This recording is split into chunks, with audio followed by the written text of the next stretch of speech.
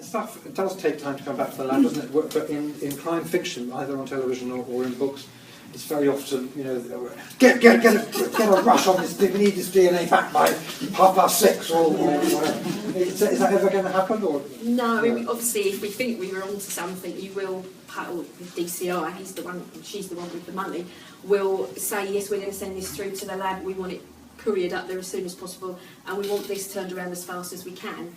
And we have before been on the cusp of, we better bail these people then, because we can't really go any further, and then there'll be a call from the lab, and it's all very exciting then, because you think, actually now DNA's come back, we've got something that we can either re-interview or charge on. So it does happen in the final hour, but of course it's turnaround times, it doesn't always happen. Well, in fact, it very rarely happens as fast as the television portray it. But then it's supposed to be really exciting, isn't it? Of course. But what is the quickest it can be turned around? What is the fastest? You can get it back within a day, but of course the problem is getting it there. A lot of our labs, we use them places like, they go as far away as Cambridge and Oxford, so you've got to actually physically get the stuff to the lab. Yeah. And once that could be hours just to get it there. So then the scientist has to work on it. So you're talking several hours. It wouldn't just be a couple of hours. But you know, the more the DCI is willing to pay, the better the budget, then the quicker we can get it done. Right.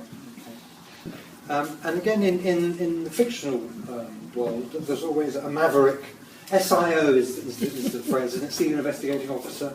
And he or she is always a maverick with a drink problem and in the middle of a divorce and solving crosswords and listening moodily to lots of opera and staring out the window at the rain, all that kind of stuff.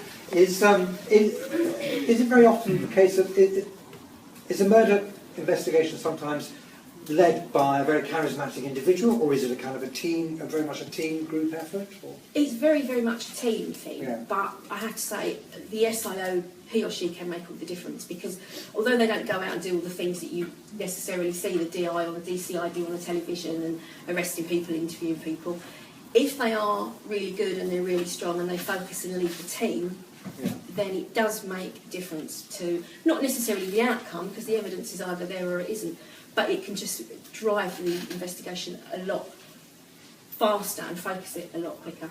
So they do make a difference. But the kind of, like you say, the drinking, maverick, having affairs, not saying they don't exist, but of course, you know, everyone's got a job to do, and it's not really like that. But of course that makes interesting characters, so that's why that's always on television and in books, because otherwise if everyone just was really nice, everyone got on really well, it'd be really boring, wouldn't it? So you have to hang up a little bit. Well, I think, like they say, fiction is supposed to be real life, but with the boring bits taken out, isn't it? Yes. And how did you start writing for television? How did that come about? Well, I'd written a bunch of radio plays for Radio 4, and I managed to get on board a show called Streetwise, which was a teen drama set in a courier company. So that's the most unlikely show. I'm sure nobody ever saw it. It was one of those sort of 5 o'clock tea time shows. And one thing kind of leads to another in this business. You know, if you're lucky enough to manage to get on board a show. But what I mean by that, I mean, you know, you write on spec, basically. You have to write things on spec, which means without being paid, without being commissioned. So I spent quite a lot of time. I wrote a spec. The first script I ever wrote was a spec script called Double Bill, which was a bigamy comedy, a revenge comedy about a bloke called Bill who had 2 wives, a double wife. One wife in New York, one wife in London. And the story was that both wives find out about him, but they don't tell him they know. And they take their revenge on him behind his back, with hilarious consequences. And if I tell you that it took 12 years to get made, that is not a lie. It took 12 years to get made. And most scripts don't actually ever see the light of day, is the truth. Whether they're paid for, whether they're commissioned or not. I don't quite know what the ratio is, but a production company or a broadcaster like BBC or ITV will hire someone like me to write a script, or someone like me will suggest an idea and then be hired to write the script. And you're paid a little bit of money, not very much. You might be able to keep yourself in lentils for a couple of weeks. But it's only when something really gets made and goes into production, at that point, then you get paid properly.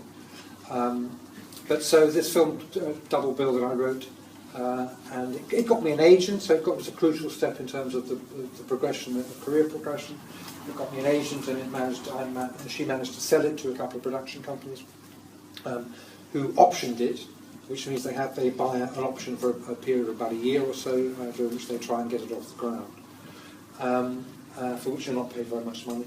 And it was optioned many, many times and never quite got made. And then eventually, Working Title, who make all the big Bridget Jones films and Notting Hill and all that, anyway, they bought it. And I got very excited because it was set in New York and in London, and they shot it in. It was very expensive to film in New York, so they filmed New York in Vancouver. What they do is they ship a bunch of yellow taxis over to Vancouver and have them driving up and down the street because it looks like New York. And I went over there for the filming, and it was all very exciting. You know, this is a big deal.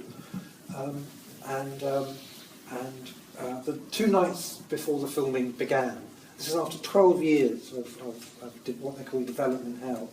I was in my hotel room, just about to go to sleep, about 11 o'clock, and my phone rang, and the producer said, I've been looking at the script, but we've got 2 days, we've got to make it much, much funnier. That's a terrifying thing for a writer to hear, particularly after 12 years. And I just remember, it was funny when you first read it, it's just, you've got used to it. Anyway, when it finally was made, with a decent cast and a good director, but it was what can only be described as pants. I was upset. It just didn't turn out very well. I think maybe I'd done about 30 drafts of the script by the time that it was finally made, and I think maybe draft 10 or 12 was probably okay. But by the time I'd done about 30 drafts, it wasn't very good, I'm afraid. So nobody's ever seen it. So, but the check cleared. So.